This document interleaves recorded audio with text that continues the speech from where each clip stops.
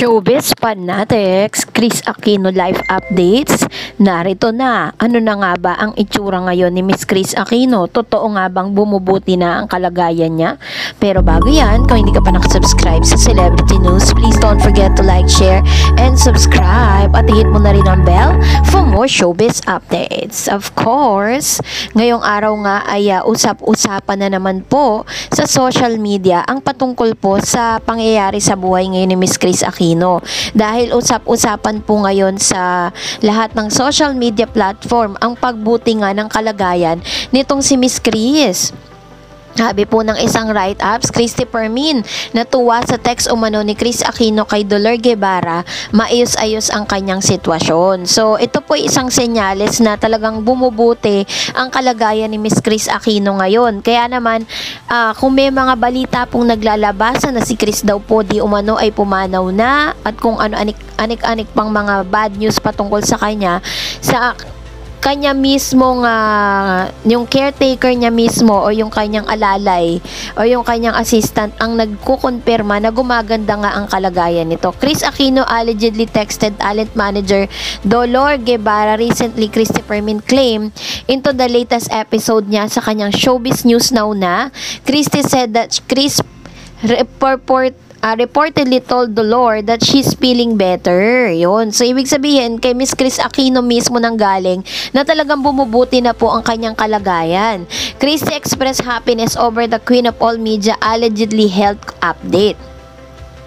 So, base po sa mga nabasa natin sa kanyang Instagram, sinabi niya doon na talagang napakabuti ng Diyos sapagkat binigyan pa siya ng pagkakataon muli na mag-gain muli yung kanyang strength dahil sa tinagal-tagal na panahon, almost a year, at during the pandemic nga ay naramdaman na ni Miss Kris Aquino na tila bagang para siyang kandilang mauupos, kung saan talagang humanap siya ng mga sa ibang bansa, iba't ibang lugar at iba't ibang international hospitals and doctors ang kanyang pinuntahan para mag-undergo ng different kinds of tests kung saan lumabas din kung anong tunay na kanyang sakit, which is nagkaroon po siya ng autoimmune disease na kinailangan niya pong magpa-chemotherapy. Christopher Min was delighted over health update about Kris Aquino who is currently in the US for treatment. Sinasabi nga na marami pa ring mga negative news about that dahil may mga pagkakataon nga po na pinapagalitan ni Kris Aquino yung mga doctors,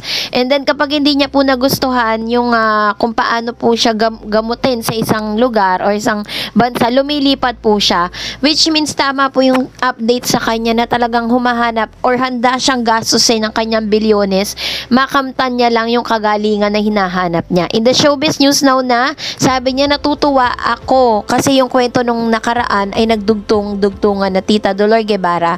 Tinext niya si Tita Dolor Guevara at ang sabi niya, maayos ang kanyang sitwasyon. Ayun. Tayo natutuwa kasi yung kwento natin noong nakaraan ay talaga namang nagpasaya sa puso ng maraming manonood sapagkat yun nga bumubuti ang kalagayan. And ayon din po kay Mr. OG Diaz Showbiz News Now na, sinabi niya rin, OG Diaz Showbiz Update, sinabi niya rin na ayon sa kanyang source ay gumaganda nga ang pakiramdam ngayon or bumubuti ang kalagayan ni Kris dahil kung dati sobrang payat at talagang very skinny po si Kris na halos akala mo ay talagang hindi niya kayang tumayo sa sobrang hina. Pero ngayon, unti-unti daw di umano ay nagigain na po ng weight itong si Kris. Ngunit kwento niya sa kanyang Instagram account, ikinuwento niya dito na nag-undergo nga siya ng chemotherapy. Talaga namang alam naman natin sa mga cancer survivor po, nagkukwento sila kung paano nila nalagpasan yung effect ng chemotherapy. Ganon din po yung nararamdaman at nararanasan ngayon ni Miss Kris Aquino. Ayon din mismo kay Miss Christopher Min sa kanya pong update. May pagkakataon po na sinabi rin ni Kris Aquino sa kanyang Instagram na unti-unti pong nalalagas yung kanyang buhok na bagay na ayaw niyang ipakita yung totoong itsura niya ngayon. Pero kung ganun po yung nangyayari sa kanya, maaaring sabi niya nga hindi raw po napaka-unpleasant ng kanyang itsura sa mga panahon na ito dahil nag-undergo nga siya ng isang napakahirap na sitwasyon, which is the chemotherapy.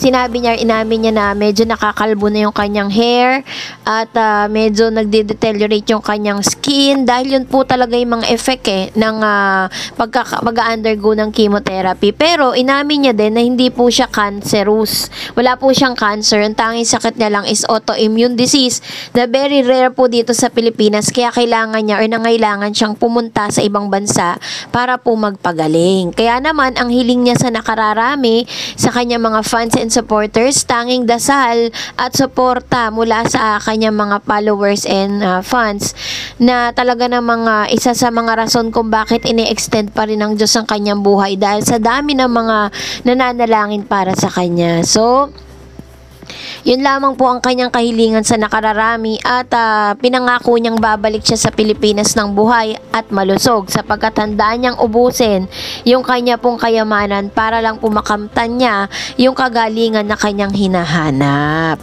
So, kaya naman, don't forget to pray for them and always include Chris Aquino and their family for your prayers. And that's it for today. For more videos and updates, please don't forget to like and subscribe for more updates. Thank you for watching, guys. God bless everyone.